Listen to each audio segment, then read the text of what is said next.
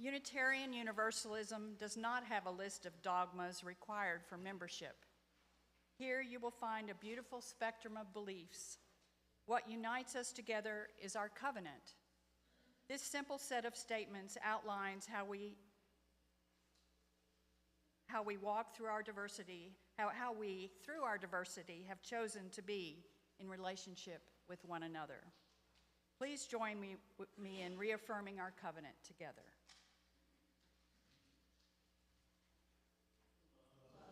Is the doctrine of this church. The quest of truth is its sacrament, and service is its prayer.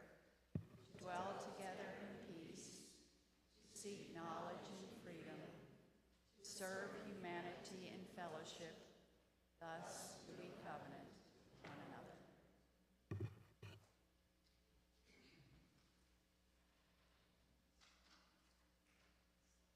Our reading this morning is number 547 in the Gray Hymnal.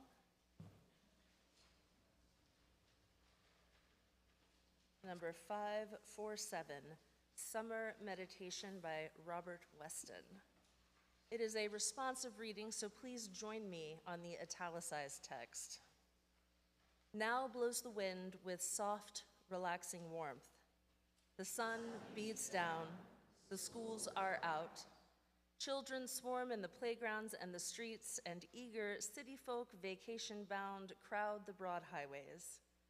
The lakes and seashores lose their solitude, and all the world seems turned to carnival. What of ourselves? There could be now deep peace, a time for soul searching. We might turn to examine our own lives, to sort and probe our tendencies of thought, to sift the true from false in the things of doubt, the beautiful from ugliness unmarked. The sun beats down, it is a time for pause. Even the trees seem resting for a time, as if to meditate and gather strength for the more strenuous times that lie ahead. And shall not we? Here's the unfinished clay half-molded that still waits on us to think what we have been and as we are, still yet have to become.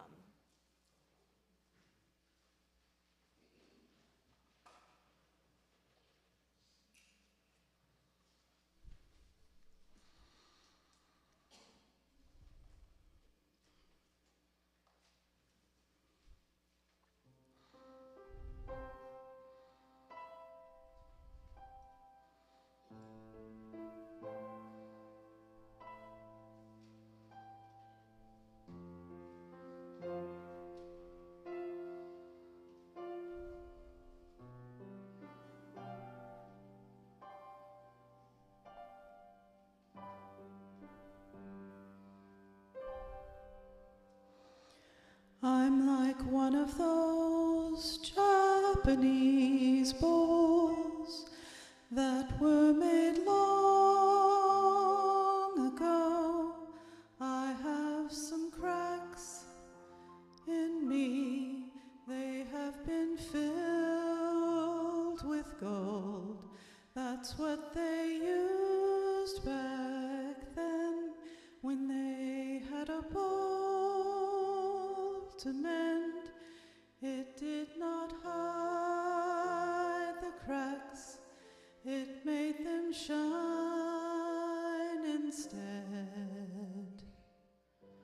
So now every old scar shows from every time I broke, and anyone's eyes can see I'm not what I used to be, but in a collector's mind, all of these jagged lines make me more beautiful and worth a much higher price. I'm like one of those Japanese bowls. I was made long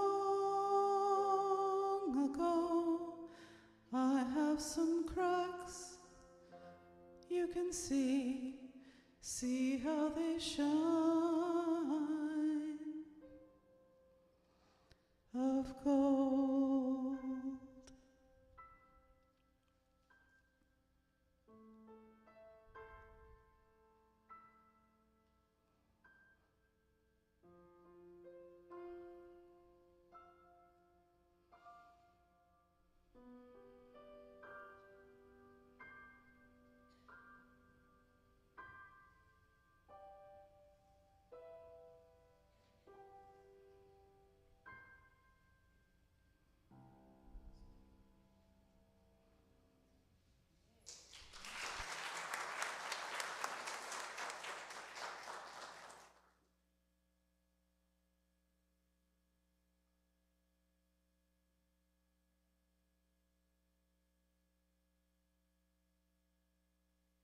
Good morning. My name is Gloria Miller, and I am the Director of Religious Education here at Bay Area Unitarian Universalist Church. My pronouns are she, her. Our story this morning, for all ages, is entitled Trees of Justice Grow Everywhere That Love is Present. It is said that trees of justice grow everywhere love is present. So how is this special kind of tree different from an ordinary tree? Well, there's always a heart in its center, and this emerges from within the tree and represents the very essence of the tree itself. Love is the pulse of all the values that the tree represents. The tree is known for its many values, and one of these is easy to see: generosity. The tree's generous with everything it has. It shares its shade with anyone who needs a cool place to rest. It shares its acorns with the squirrels. It shares its branches with the birds and the children to swing in it. It shares its swings. It has two, and they're not ordinary swings. Being a tree of equity, the swings can raise and lower so that anyone can enjoy them. And being a tree of justice, the tree is strong and balanced. It even has knots and twists from the places where it was stressed but kept growing. There are many places to explore around the base of the tree and from its many branches. Each root and branch offers a different point of view. This is pluralism, the ability to hold many views at once. And the tree doesn't exist alone. It's dependent on the earth beneath to hold its roots. It depends on the sun and the rain, and in turn, it is needed by the animals and insects who live in and around it. This is called interdependence. Every season, the tree of justice looks different. Sometimes it's green and growing, sometimes it's colorful and regenerating, and sometimes it's waiting, saving energy to make its next move. No matter what the tree looks like, it's always changing to prepare for its next stage of becoming. And this is called transformation. Transformation, justice, equity, generosity, interdependence, and pluralism are our Unitarian Universalist values, with love as our common theological core.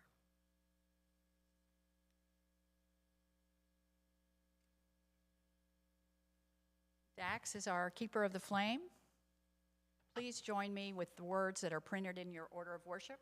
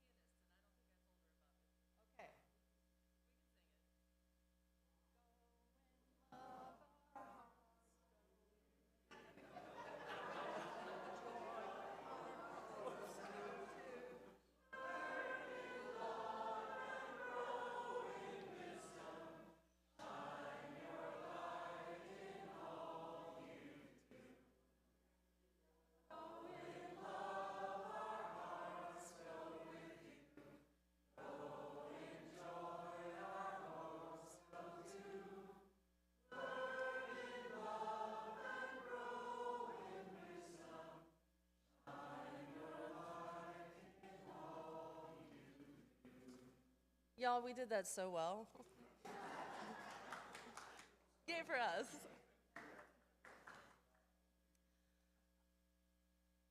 We gather every week with all of our cares and our joys, our hopes, our dreams, and our worries, all the things that make up our day-to-day lives, everything from the week before today, and a few things from the week that is not yet.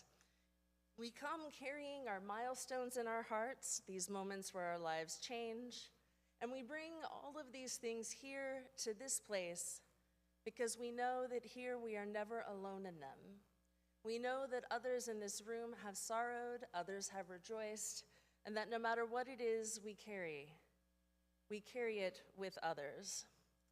Before we begin lighting our candles, I would like to say that Janice Gibson has been deeply appreciative of every phone call and every card, and keep them coming. I think she will need them and need that support for some time to come. But she has been deeply moved by how much this community has held her in its care. I will light my first candle for today being the last day of Pride Month. And I will say that if you have not yet seen pictures of our contingency who went to the Pride Parade, I think they're on the Facebook page, they're floating around out there, and we'll probably be putting a few more up in the next few days. And so that's a candle of our pride, that we were at Pride, and a candle of rejoicing. I invite you to come forward now to light candles of your own as you are moved to do so, for yourself, for a friend or a loved one, or for the world itself. Whatever it is you bring this morning, know that we will share in it and hold you for a time.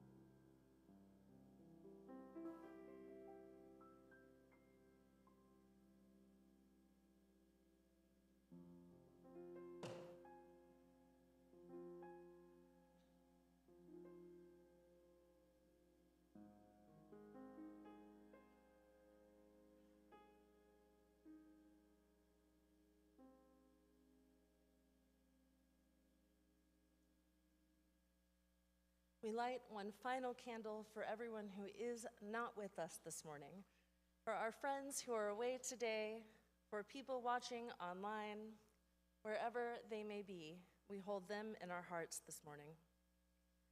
Let's take in a deep breath together, in and out. And another one, in and out. Let's take a moment as we keep breathing to notice where we are, to notice the seat beneath us, to notice our feet on the ground if that is where they are, and to be aware of this physical place, this physical space, and our comrades on the journey breathing alongside us. Let's breathe in together one more time, in and out. Please join with me in the spirit of meditation or prayer. This is a prayer from Reverend Tess Baumberger. For all among us who are fearful, angry, irritable, resentful, stressed, anxious, worried, or weary, we pray. O precious one, as we breathe in deeply together, may your kind air fill the hard places within. And as we breathe out slowly, may those places soften, widen. As we inhale gently once more, may peaceful oxygen untangle the tangled places, loosening any knots we find in our muscles, stomachs, and hearts, so that when we release our breaths, we let go of all stress and tension. If tears are there, let them come. This is a place where we can fall apart and know that others will hold us gently as we put ourselves together once more. As we mingle our breaths in our safe and sacred space, may our fears disperse. May anything within us that may beckon conflict now take flight. May our frayed nerves knit together once more. May we realize that worry wastes our creative energy. May we instead put that power to better, more positive uses. O source that flows through all things, open the closed places within us now. Remove all impediments to love and calm, that you may flow serenely through us. May we dance in the current of your grace, to the music and the rhythm of our hearts. Let us now hold a few moments of silence and keep breathing for just a moment or two longer.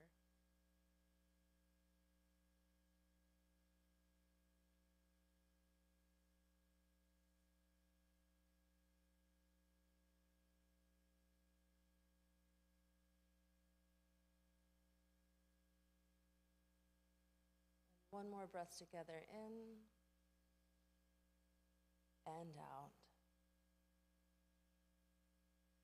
Let us continue to join our breath in our prayer in song, Spirit of Life. If you would like to have the music, it's number 123 in the gray hymnal, and the words will be up on the screen. You may remain seated for this one.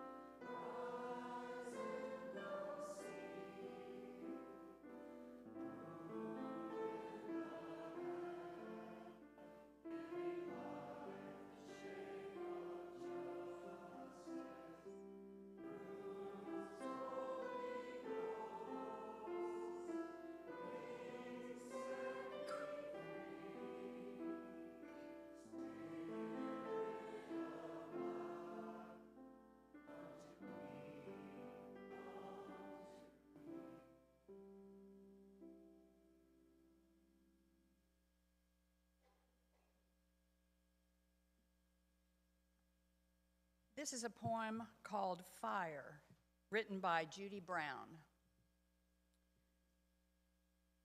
What makes a fire burn is space between the logs, a breathing space. Too much of a good thing, too many logs, packed in too tight, can douse the flames almost as surely as a pail of water would. So building fires requires attention to the spaces in between, as much as to the wood. When we are able to build open spaces in the same way we have learned to pile on the logs, then we can come to see how it is fuel, and absence of the fuel together that make fire possible. We only need to lay a log lightly from time to time. A fire grows simply because the space is there, with openings in which the flame that knows just how it wants to burn can find its way.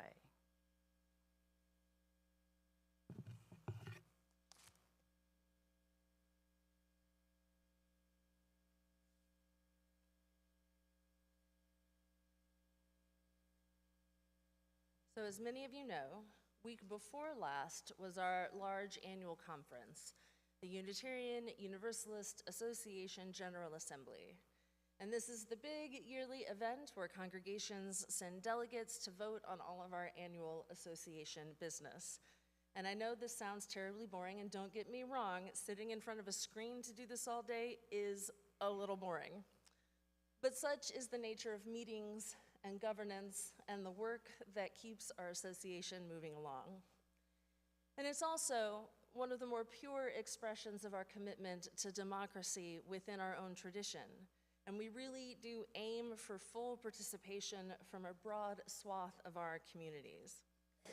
I do feel the need to apologize to those among you who may be guests today or who might be a little new, because I always feel the need to apologize when it gets really insider baseball around here. And this is about as insider baseball as it gets, and there's no getting around that. But I'll say the thing I always say, that even if it's a little bewildering, I hope it helps you orient yourselves to who we are and the kinds of things that we care about. And for those of us who've been around a while, I hope that you get a good glimpse into what's going on outside of this congregation. So I'm going to start with a rundown of the major votes and then try to circle back to some of the deeper points about some items that I think are important to our future as a faith. The big one, of course, is Article 2. And this is the section of the Unitarian Universalist Association bylaws that contain our principles and our purposes. Just like any other nonprofit who has filed corporate documents with, in this case, the state of Massachusetts, we have to define why we exist. And so that document is both the boring corporate filing and the one place where we write down what matters to us. It contains, up until last week, the beloved 7 principles and the 6 sources, the things you find in the front of the hymnal and various pamphlets, the things that we have defined ourselves by for several decades now. We're supposed to revise these things on a regular basis. I forget what the cycle is. I think it's every 10 years. We don't actually do that. It's been a little while. We've added a principle here and there. We've adjusted wording. Most recently, I think about 2-3 decades ago, they did a big push to make all of the language include both men and women. But we're years, actually decades, behind our regularly scheduled revision process until this month. Several years ago, a commission gathered up a whole bunch of prior attempts to revise that hadn't really gone anywhere. And they sat down and sifted through all of those things to think about common themes. What are the different approaches everyone has tried to take in the last 10 years that didn't really get anywhere? Things that felt important, things that felt like they pointed on a forward trajectory. And after endless discussion and amendments, and I do mean endless, it's been 4 years of this, a final version went before General Assembly this year. And I say final, but of course we had one more amendment in the middle of the process because we are Unitarian Universalists, and we always want to talk about it just a little bit more. But we did vote on the whole shebang, and it passed with 80% of the vote.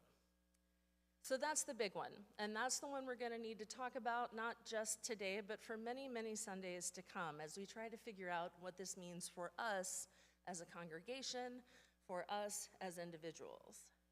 But I do want to share a little bit about some of the other votes that I think illuminate the bigger picture in a way that I hope will be helpful to those conversations down the road. And again, for those of you who go to General Assembly a lot, you know a lot of this, but many of you have never done that or even really wanted to, so I want to be very clear about the different things we do at GA. Every year, the General Assembly also votes on what we call actions of immediate witness. And these are an expression of the conscience of our association. These can be created and adopted over the course of one single General Assembly, and so they're a snapshot of a moment. They're less binding than some of our other forms of statement, but they show where we are as a people in that place and time. They show the issues that are front of mind, and they offer suggestions of responsive actions. There were 3 actions proposed this year, one addressing ongoing issues of inclusion and safety in the wake of COVID, and given the current little mini wave or surge we're having right now, I think that was prescient. Solidarity with Palestinians, and responding to the many humanitarian crises brought on by climate change. All 3 of these passed fairly easily. There was also filed a responsive resolution, which is something that happens during GA itself, to include support for October 7 hostages and acknowledgement of Jewish suffering amid that crisis.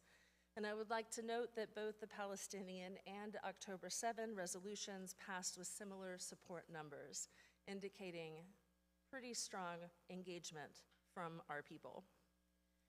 And these aren't quite binding, as I said. They're a statement, and they indicate that some solid percentage of UUs feel strongly about an issue, and that they're offering suggestions for how to act upon that issue. There is a more significantly binding item, the business resolution, and we had one of those too. And it may sound strange to bring forth a social justice issue as a business resolution, but the reason why is that it's internal to the UUA. It's the delegates saying we want the UUA to do a specific thing, and as a body, enact changes, real changes over things it controls. And so recent examples have included things like fossil fuel divestment. This is the delegates making that statement of conscience, but not directed at the larger world, directed at us and things we can do. This resolution was entitled Embracing Transgender, Non-Binary, Intersex, and Gender-Diverse People as a Fundamental Expression of UU Religious Values. And this one passed with flying colors at 91.8%. Right. And I am filled with such gratitude for those numbers because, like every item on the agenda, there was discussion, and that was rough. Because the process for discussion is that all the pro people line up in one line and all the anti people line up in another, and we go every other for the 15 minutes of allotted discussion time. And streaming online, it's really hard to tell how many people are in each line, and it's really hard to get a read on the room. It's hard to read the room online.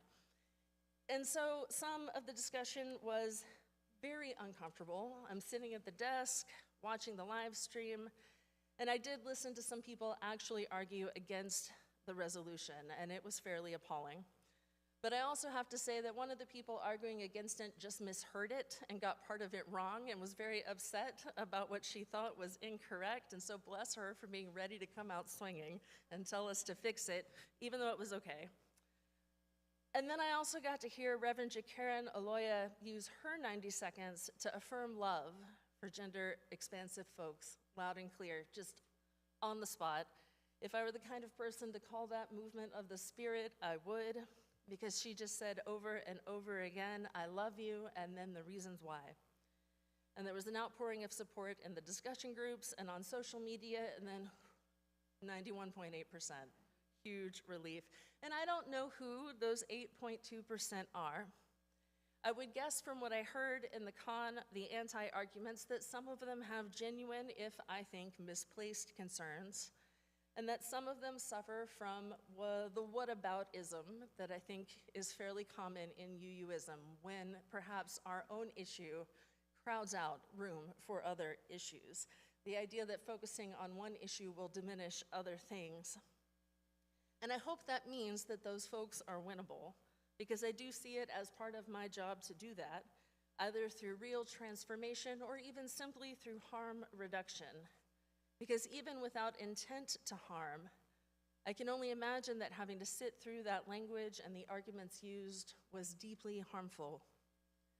But even if those folks aren't winnable, almost every person there cast our votes to say that trans people and non-binary people, intersex, and gender-expansive people are sacred, that the divine dwells within them for those who might use that language, that they have sacred dignity and inherent worthiness for those who might use that language. And I don't think there is another religious tradition that has made that commitment quite so explicitly and in language that is fundamental to our faith tradition.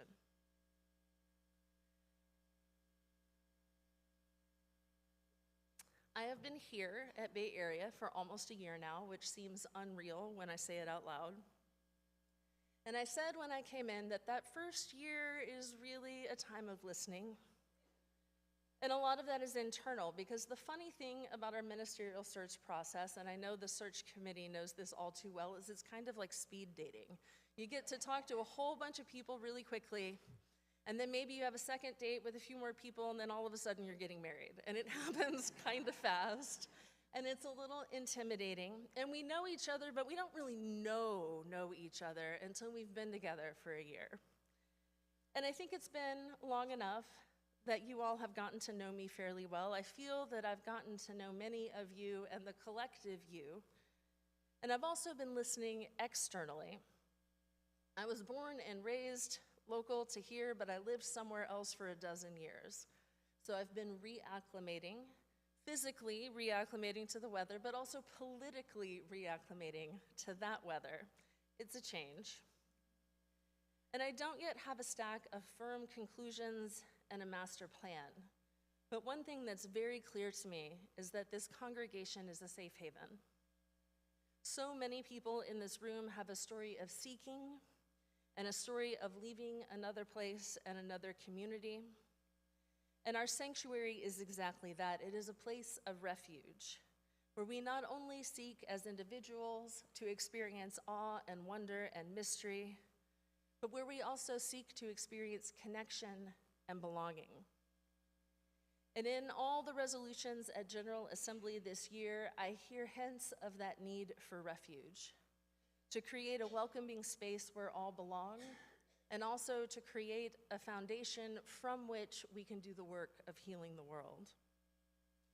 I hear it ringing like a bell in that business resolution. Our need to know that we are whole and that we are enough, that we are beloved for who we are, not in spite of who we are. And in a culture that gave us the phrase, love the sinner, hate the sin, it is a revolutionary move to say no, we simply love.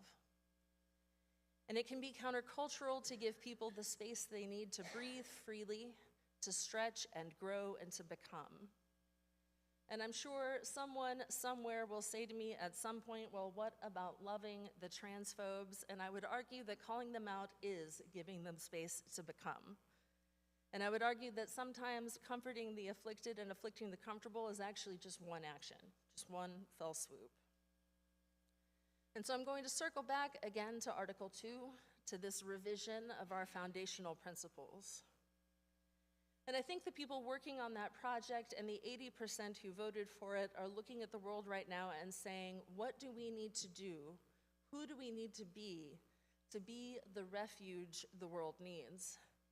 How can we continue our own becoming as a movement while building spaces for the people who need them?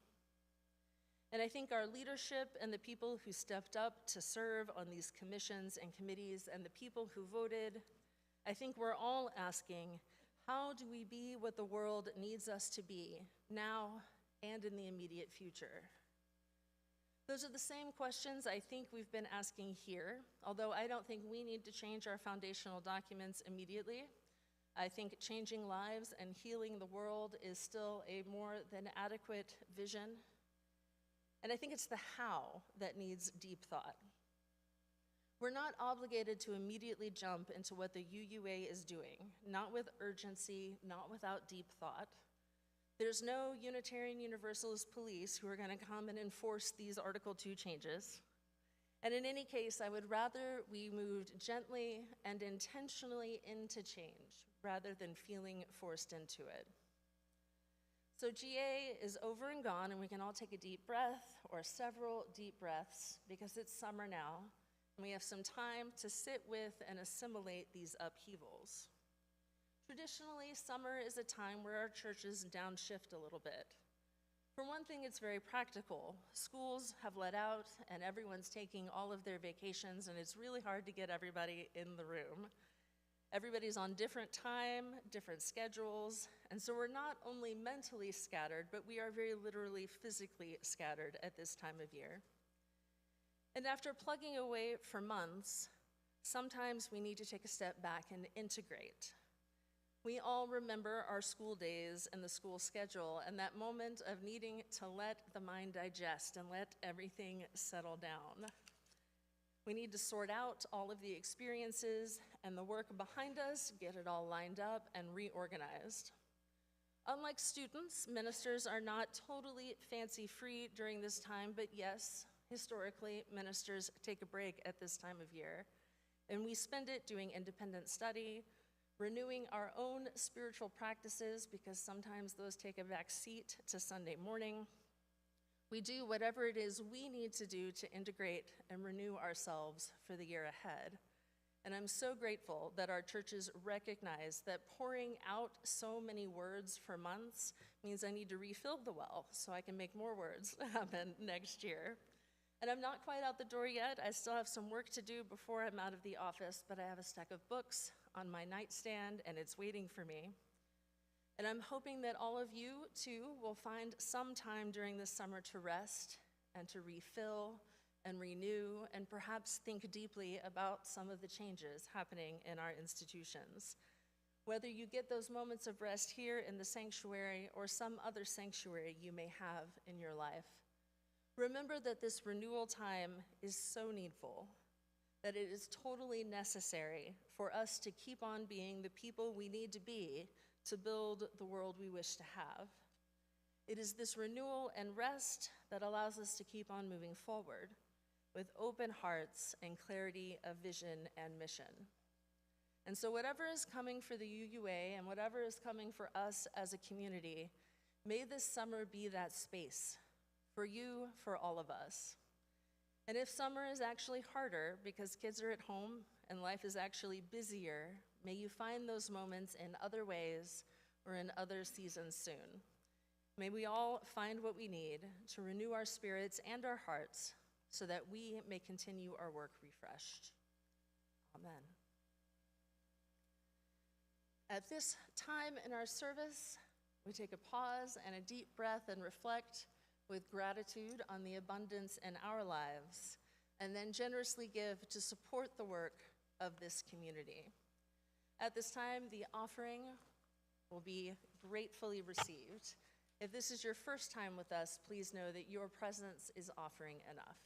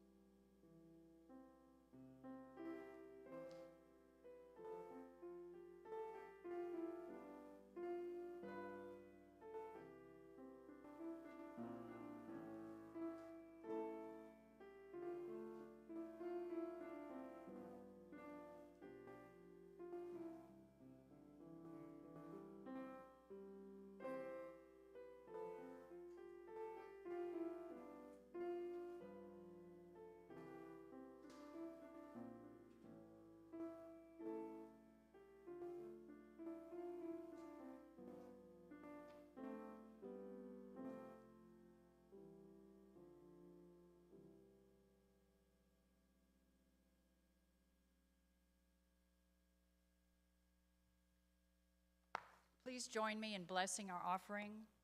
This gift from the abundance of my life blesses me, our ministries, and the world. And now, the announcements.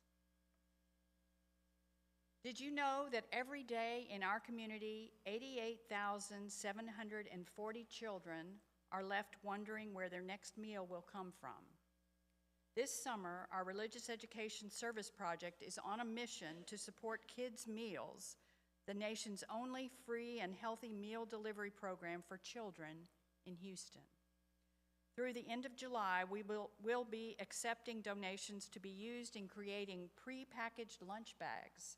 The children and youth of BAUUC will be decorating bags. A quick reminder, the end of our fiscal year is today. Any donations to fulfill your 23-24 pledge should be turned in as soon as possible. You can donate online by using the QR code on the screen. If you have any questions or need an additional copy of your contribution statement, contact the church office at office@bauuc.org.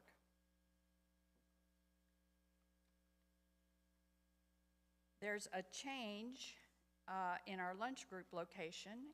Each week, the His Men's Aligned Lunch Group and the Women's Aligned Meet and Eat Lunch Group explore different local restaurants while savoring good food and even better company. This week, there has been a change in the location for the His Men's Lunch that is published in the order of service. So what's in the order of service is not correct. Mediterraneo is closed, so the men's lunch will be meeting at 11:45 on July 4th at Randy's Smokehouse, located at 1504 Highway 3 in Webster. Stay in the loop with our weekly updates in the Tuesday email blast. We have a seat saved for you. After today's service, members and friends are invited to join us to mingle over coffee and enjoy light snacks in Cockrell Hall. If you would like to donate snacks or help with setting them out, please use the sign-up sheet available in Cockrell Hall. Let's come together and share some quality time as a community.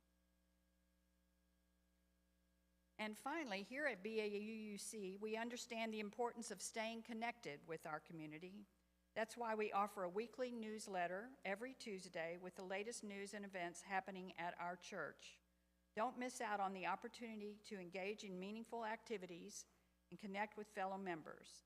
Sign up for our email list today using the QR code on the screen or by going to bauuc.org and join our community of spiritual growth, fellowship, and fun.